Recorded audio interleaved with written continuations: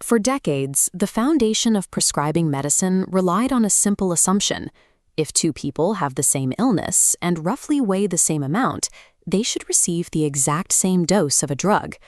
But beneath the surface of identical diagnoses, our bodies possess unique biological blueprints. The genetic code inside our cells dictates how we process foreign chemicals. This is the focus of pharmacogenomics, the scientific discipline studying how inherited variations in our DNA influence our individual responses to medications. Because of these variations, a standard dose of a medication can be therapeutic for one patient, completely ineffective for a second, and actively toxic to a third. This difference is driven by a single nucleotide polymorphism, or SNP. Swapping a single DNA letter changes the resulting protein's three-dimensional shape. If that misshapen protein is a cytochrome P450 liver enzyme, it alters how well it can grab and break down incoming drug molecules. Take codeine, for example.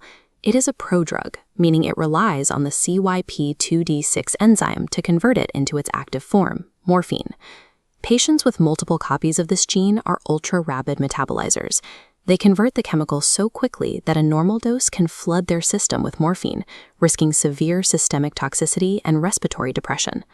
Conversely, the antiplatelet drug clopidogrel requires the CYP2C19 enzyme to become active. Patients with loss of function variants in this gene are poor metabolizers. They cannot activate the drug effectively, which leads to a threefold higher rate of major cardiovascular events like stent thrombosis. Identifying a patient's metabolic speed prior to prescribing determines whether a chemical acts as intended or fails entirely when the patient needs it most. Sometimes, genetic variations cause reactions that evade standard clinical pharmacology entirely. These unpredictable events include severe cutaneous adverse reactions, like Stevens-Johnson syndrome. These are intense, immune-mediated hypersensitivity responses where the body aggressively attacks its own skin and mucous membranes after exposure to a standard medication. The trigger for these hypersensitivity responses is found in the human leukocyte antigen, or HLA, system. For instance, patients carrying the HLA B*1502 allele, which is highly prevalent in Southeast Asian populations, have a significantly elevated risk of developing Stevens-Johnson syndrome when treated with the anti-seizure medication carbamazepine. By screening for these specific HLA alleles before prescribing, doctors can anticipate and avoid immune-mediated reactions that once appeared entirely random. This precise dosing strategy is especially critical in oncology. Chemotherapy drugs operate on a razor-thin margin between eradicating a tumor and causing fatal harm to the patient. This chart shows drug concentration over time for fluoropyrimidines like 5-fluorouracil.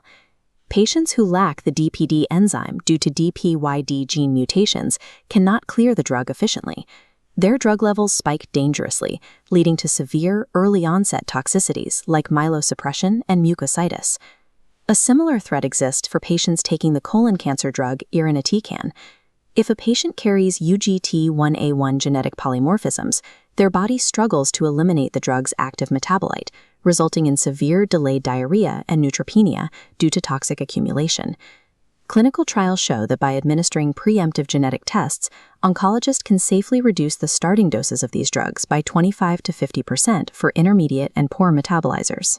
Adjusting the volume of the drug to match the patient's specific metabolic capacity maintains the treatment's efficacy while preventing life-threatening toxicity.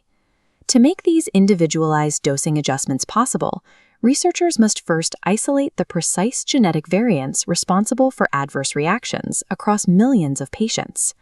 This requires global infrastructure. Organizations like the Pharmacogenomics Knowledge Base, or PharmGKB, act as a central knowledge repository, manually curating clinical annotations and gene-drug pairs from thousands of peer-reviewed publications and clinical trials worldwide. Modern pharmacovigilance networks feed directly into these databases. When a patient experiences an unexpected reaction, their genetic test results are integrated into safety reports and submitted for analysis. Scientists apply machine learning to comb through this massive data influx. By treating statistical outliers as absurdity signals, algorithms detect rare, life-threatening toxicities hiding within genetically vulnerable subgroups. When these gene-drug interactions are validated, regulatory bodies take action. Agencies use this curated data to mandate critical updates to drug labeling, often issuing boxed warnings that alert physicians to diminished efficacy or increased toxicity in patients with specific alleles.